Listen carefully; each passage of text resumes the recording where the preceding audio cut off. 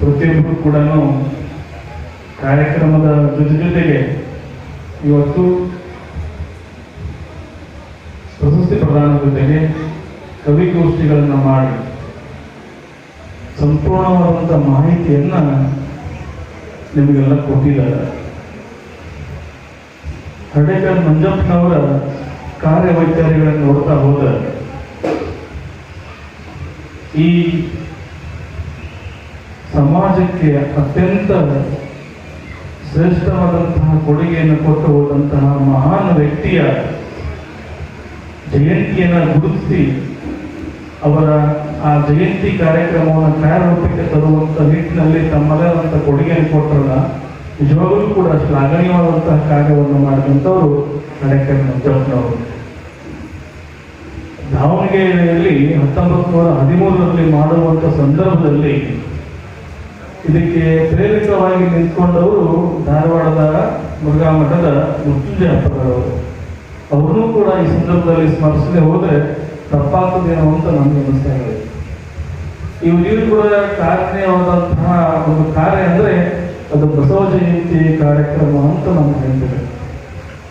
ಮೊದಲೆಲ್ಲ ಕೂಡ ನಮ್ಮ ಬಸವ ಜಯಂತಿಯನ್ನು ಆಚರಣೆ ಮಾಡಿದ್ರು ಕೂಡ ಕೇವಲ ಎತ್ತುಗಳನ್ನ ಪೂಜೆ ಮಾಡಿ ಅವುಗಳಿಗೆ ಅಲಂಕಾರಗಳನ್ನು ಮಾಡಿ ಅವುಗಳನ್ನೇ ನಾವು ಪೂಜೆ ಪುರಸ್ಕಾರ ಮಾಡಿ ಜಯಂತಿ ಆಚರಣೆ ಮಾಡುವಂಥ ಸಂದರ್ಭಗಳು ಆಗುವಂಥ ಘಟನೆಗಳು ಕೂಡ ತಾವೆಲ್ಲರೂ ಕೂಡ ಕಂಡಿದ್ದೀವಿ. 1913ರಿಂದ ಪ್ರಾರಂಭವಾದಂತಹ ಬಸವ ಜಯಂತಿಯನ್ನ ಇವತ್ತು ಕೇವಲ ಬಸವ ಜಯಂತಿ ಬಸವನ ಬಾಗೇವಾಡಿಯಲ್ಲ, ಕೇವಲ ವಿಜಯಪುರ ಜಿಲ್ಲೆಯಲ್ಲ, ರಾಜ್ಯ ಅಲ್ಲ, ದೇಶಾದ್ಯಂತ ಅಂತಾರಾಷ್ಟ್ರೀಯ ಮಟ್ಟದಲ್ಲಿ ಕೂಡ ಇವತ್ತು ಬಸವ ಜಯಂತಿಯನ್ನು ಆಚರಣೆ ಮಾಡ್ತಾ ಇದ್ವಿ ಅಂದರೆ ಅದಕ್ಕೆ ಮೂಲ ಕಾರಣ ಯಾರಪ್ಪ ಅಂದರೆ ಹರ್ಡೇಕರ್ ಮಂಜಪ್ಪನವರು ಹಾಗೂ ಧಾರವಾಡದ ಮೃತ್ಯುಂಜಯಪ್ಪರವರು ಅಂತ ನಾವು ನೆನೆಸ್ಕೋಬೇಕಾಗ್ತದೆ. ಈ ಕಾರ್ಯವನ್ನು ಮಾಡುವಂಥ ಸಂದರ್ಭಗಳಲ್ಲಿ ಹಲವಾರು ಹೆಸರುಗಳು ಇರ್ತವೆ. ಇದಕ್ಕೆ ನಮ್ಮ ಗದಗಿನ ಪರಮ ಪೂಜ್ಯರಾದಂತಹ ಲಿಂಗೈಕ್ಯ ಡಾಕ್ಟರ್ ತೋಟದ ಸಿದ್ಧಲಿಂಗ ಮಹಾಸ್ವಾಮಿಯವರು ಮಾಡಬಹುದಂಥ ಕಾರ್ಯಗಳನ್ನು ಜೊತೆಗೆ ಇವತ್ತು ಕೇವಲ ಹರ್ಡೇಕರ್ ಮಂಜಪ್ಪನವರಷ್ಟೇ ಗುರುತಿಸಿಲ್ಲ, ಅವರು ಹಲವಾರು ಮಹನೀಯರು ಅವರ ಶ್ರೀಮಠದಿಂದ ಬಂದಂಥ ಪುಣ್ಯ ಪುರುಷರ ಮಾಲೆ ಅಂತಲೇ ಮಾಡಿದ್ದಾರೆ. ಆ ಒಂದು ವಿಚಾರವನ್ನು ಹೇಳೋದಾದರೆ ಕೇವಲ ನಾವು ಇವತ್ತು ಬೇರೆ ಬೇರೆ ಮಠಗಳಲ್ಲಿ ಆಗುವುದಂಥ ಕಾರ್ಯಗಳನ್ನು ನೋಡಿದಾಗ ಅದಕ್ಕೂ ಗದಗಿನ ಮಠಕ್ಕೂ ಆಗುವುದ ಕಾರ್ಯಗಳನ್ನು ನೋಡಿದಾಗ ಬಹಳಷ್ಟು ವ್ಯತ್ಯಾಸಗಳಿದೆ.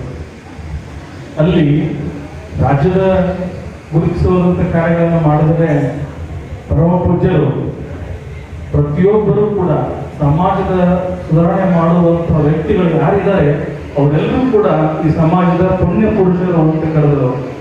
ಅದಕ್ಕೆ ಅವರ ಚರಿತ್ರೆಯನ್ನು ಕೊಟ್ಟರು. ಯಾಕಂದ್ರೆ ಇವತ್ತು ಸಿರ್ಸಂಗಿ ಲಿಂಗರಾಜರಾಗಿರ್ಬೋದು ಅಥವಾ ಮಲ್ಲನಾರರಾಗಿರ್ಬೋದು, ಹೀಗೆ ಸಕ್ರಿಯವರಾಗಿರ್ಬೋದು, ಗಂಟಿಯವರಾಗಿರ್ಬೋದು, ನಿಜಲಿಂಗಪ್ಪನವರಾಗಿರ್ಬೋದು, ಹಲವಾರು ಮಂದಿಗಳನ್ನ ಪ್ರತಿಯೊಬ್ಬರನ್ನು ಕೂಡ ಪುಣ್ಯ ಪುರುಷರ ಮಾಲೆಯಲ್ಲಿ ಸೇರಿಸಿ ಅವರವರ ಬದುಕಿನ ಬರಹವನ್ನು ಬರೆದುಕೊಟ್ಟು ಈ ಸಮಾಜಕ್ಕೆ ಇಂತಹ ನಮ್ಮ ಸಮಾಜದಲ್ಲಿ ಇಂಥ ಮಹತ್ವವಾದಂತಹ ಪುಣ್ಯ ಪುರುಷರು ಇದ್ದರು ಅನ್ನೋಂಥದನ್ನ ತೋರಿಸಿಕೊಟ್ಟಂಥ ಏಕೈಕ ಮಠ ಅಂದ್ರೆ ಅದು ಗದಗಿನ ತೋಟದಾರ್ಯ ಮಠ ಅಂತ ನಾನು ಹೇಳ್ತೇನೆ. ಈ ನಿಟ್ಟಿನಲ್ಲಿ ನಮ್ಮ ಪಟ್ಟಶೆಟ್ಟಿಯವರು ಮಾತನಾಡುವಾಗ ನಿಜವಾಗ್ಲೂ ಕೂಡ ಅವರು ಮಾತುಗಳು ಪಟ್ಟಶೆಟ್ಟಿಯವರಿದ್ದರೂ ಕೂಡ ಅಲ್ಲಿ ಭಾವ ಮಾತ್ರ ನನಗೆ ಸಿದ್ಧಲಿಂಗ ಮಹಾಸ್ವಾಮಿಗಳವರದೇ ಭಾವ ಇತ್ತು ಅಂತ ನನಗೆ ಅನಿಸಿತು. ಅಷ್ಟು ಮಾರ್ಮಿಕವಾಗಿ ನಮಗೆ ಮಂಜಪ್ಪನವ್ರ ಬಗ್ಗೆ ಆಗಲಿ ಅಥವಾ ಈ ಕಾರ್ಯಕ್ರಮಗಳ ಮಾತನಾಡುವಂಥ ಸಂದರ್ಭ ಬಹಳಷ್ಟು ಉತ್ತಮವಾದಂಥ ಮಾತನ್ನು ಹೇಳಿದರು. ಸರ್ ಅವರ ಕಾರ್ಯ ನನಗೆ ಅಜ್ಜರಿರುವಂಥ ಸಂದರ್ಭದಲ್ಲಿ ಕೂಡ ನಾನು ಮಠಕ್ಕೆ ಹೋದಂಥ ಸಂದರ್ಭದಲ್ಲಿ ನಿಜವಾಗ್ಲೂ ಕೂಡ ಕೊನೆಯ ಒಂದು ಸಮಯ ಕಾರ್ಯಕ್ರಮದಲ್ಲಿ ಸರ್ ಬಗ್ಗೆ ಕುರಿತರೆ ಒಂದು ತಾಸು ಮಾತಾಡಿದವರು ಅಜ್ಜರು. ಅಂದ್ರೆ ಆಡಳಿತ ಅಧಿಕಾರಿ ಇದ್ಕೊಂಡು ಯಾವ ರೀತಿಯಾಗಿ ಕಾರ್ಯವನ್ನು ಮಾಡಬಹುದು ಅನ್ನೋದಕ್ಕೆ ನಿದರ್ಶನ ಯಾರು ಅಂದ್ರೆ ಅದು ಪಟ್ಟಶೆಟ್ಟಿ ಸರ್ ಅವರು ಅಂತ ಹೇಳಿಕ್ಕೆ ಬಹಳ ಅಂತ ವ್ಯಕ್ತಿತ್ವ. ಅವರು ನಿಜವಾಗ್ಲೂ ಕೂಡ ಯಾವತ್ತೂ ಕೂಡ ನಮ್ಮ ಪೂಜ್ಯರಾದಂಥ ಸಿದ್ಧಲಿಂಗ ಮಹಾಸ್ವಾಮೀಜಿಯವರು ಶ್ರೀಮಠದ ವಿಚಾರಗಳ ಕುರಿತು ಯಾವತ್ತೂ ಕೂಡ ಮಾತನಾಡ್ತಿದ್ರು. ಬರೀ ಕೇವಲ ಏನೇ ಹೇಳಿದ್ರು ಅಲ್ಲಿ ಪಟ್ಟಶೆಟ್ಟಿ ಅವರದಾರ, ಅವರೆಲ್ಲ ಜವಾಬ್ದಾರಿ ತಗೊಂಡಾರ. ಅವರೆಲ್ಲ ಪಟ್ಟಶೆಟ್ಟಿ ಅಂದ್ರೆ ಇವತ್ತು ಏನಾದರೂ ಕೂಡ ಗದಗಿನ ಮಠದಲ್ಲಿರ್ತಕ್ಕಂಥ ಹಲವಾರು ವಿದ್ಯಾಸಂಸ್ಥೆಗಳು ಇಷ್ಟು ದೊಡ್ಡ ಮಟ್ಟದಲ್ಲಿ ಬೆಳೆ ನಿಂತಿದೆ ಅಂದ್ರೆ ಅದಕ್ಕೆ ಹಿಂದೆ ಕಾರ್ಯ ಅಂದ್ರೆ ಪಟ್ಟಶೆಟ್ಟಿ ಸರ್ ಅಂತ ಹೇಳಲಿಕ್ಕೆ ನಮಗೆ ಬಹಳ ಹೆಮ್ಮೆ ಅನಿಸುತ್ತೆ. ಇಂಥ ಕಾರ್ಯನಿರತವಾದಂತಹ ವಿಚಾರಗಳನ್ನ ನಮ್ಮ ಗದಗಿನ ಮಠದ ಪೂಜ್ಯರು ಜೊತೆಗೆ ಇವತ್ತಿನ ಸಾನ್ನಿಧ್ಯ ವಹಿಸಿದಂತಹ ಪರಮ ಪೂಜ್ಯರು ಬರಬೇಕಾಗಿತ್ತು. ನಿಜವಾಗ್ಲೂ ಕೂಡ ಅವರು ಬರುವ ಭರವಸೆ ಎಲ್ಲವನ್ನೂ ಕೂಡ ಕೊಟ್ಟಿದ್ರು. ಆದ್ರೆ ಸರ್ ಹೇಳಿದ ಹಾಗೆ ಆರೋಗ್ಯದಲ್ಲಿ ವ್ಯತ್ಯಾಸ ಆಗಿರುವುದರಿಂದ ಪೂಜ್ಯರು ಬಂದಿಲ್ಲ. ಆ ಪೂಜ್ಯರ ಯಾವಾಗಲೂ ಕೂಡ ನಮ್ಮ ಮೇಲೆ ಆಶೀರ್ವಾದ ಇರ್ತದೆ, ನಂದಿ ವೇದಿಕೆ ಮೇಲೆ ಕೂಡ ಆಶೀರ್ವಾದ ಇರುತ್ತದೆ ಅನ್ನುವಂಥ ಮಾತನ್ನು ಕೂಡ ಈಗ ನೆನೆಸ್ತಾ ಹೆಚ್ಚಿಗೆ ಮಾತನಾಡುವುದಿಲ್ಲ. ಇವತ್ತು ಬನವಾಸಿಯಿಂದ ಬಂದಂಥ ಎಲ್ಲ ಶರಣರು ಕೂಡ ಬಹಳ ಸಂತೋಷವಾದಂಥ ಮಾತುಗಳನ್ನು ಆಡಿದ್ದಾರೆ. ಇವತ್ತು ಹಲವಾರು ಸಂಸ್ಥೆ ಪ್ರದಾನಗಳನ್ನು ಆಗಿದೆ. ನಮ್ಮ ಮೈತ್ರಿ ಸರ್ ಅವರು ನಿಜವಾಗ್ಲೂ ಕೂಡ ಹಡೇಕರ್ ಮಂಜಪ್ಪನವರ ಜೀವನ ಚರಿತ್ರೆ ಸಂಪೂರ್ಣವಾಗಿ ತಮ್ಮ PhD ಪ್ರದಾನವಾದಂತಹ ಒಂದು ಸಂಪಾದನೆ ಮಾಡುವಂತಹ ಗ್ರಂಥದಲ್ಲಿ ರೂಪುಗೊಂಡಿದೆ. ಹಾಗೆ ನಮ್ಮ ಪಟ್ಟಶೆಟ್ಟಿ ಸರ್ ಅವರು ಕೂಡ ಇಡೀ ತಮ್ಮ ಜೀವನವನ್ನೇ ಹಡೇಕರ್ ಮಂಜಪ್ಪನವರಿಗಾಗಿ ಸವಿಸಿದ್ದಾರೆ ಅನ್ನುವಂಥ ರೀತಿಯಲ್ಲಿ ತಮ್ಮನ್ನು ತಾವು ತೊಡಗಿಸಿಕೊಂಡಿದ್ದಾರೆ. ಹಲವಾರು ಜನ ನೋಡಿದಾಗ ನಮಗೆ ಬಹಳಷ್ಟು ಸಂತೋಷ ಅನ್ನಿಸ್ತು. ಜೊತೆಗೆ ಈ ಕಾರ್ಯವನ್ನು ಮಾಡತಕ್ಕಂಥವರು ಕೇವಲ ಇಬ್ಬರು ಸಹೋದರರು ಮತ್ತು ಅವರ ಸಂಘಟಕರು. ಇದು ಬಹಳ ಮಹತ್ವದ ಕಾರ್ಯ. ಯಾಕಂದ್ರೆ ಎಲ್ಲಿಗವರನ್ನ ಕಳೆದು ಕೂಡಿಸ್ಕೊಂಡು ಸರ್ ಹಾಗಾಗಿ ಇವನಾರವ ಧರಿಸರಿಯ ಇವ ನಮ್ಮವ ಅನ್ನುವಂಥ ರೀತಿಯಲ್ಲಿ ಸಂಗಮ ಸಹೋದರರು ಮಾಡಿದಾರಲ್ಲ, ನಿಜಕ್ಕೂ ಕಾರಣ ಬಹಳ ಸಂತೋಷವಾದಂಥ ಸಂಗತಿ. ಜೊತೆಗೆ ಇದಕ್ಕೆ ಅಧ್ಯಕ್ಷ ಸ್ಥಾನ ಮಾಡಿದವರು ನನಗೆ ಬಂದು ಕೇಳಿದವರು ಯಾರನ್ನ ಮಾಡಬಹುದು ಏನ್ ಹೇಳಿದೆ. ನಾನು ಸಹಜವಾಗಿ ಸರ್ ಅವರ ಹೆಸರು ಕಳಿಸಿದ್ದೆ.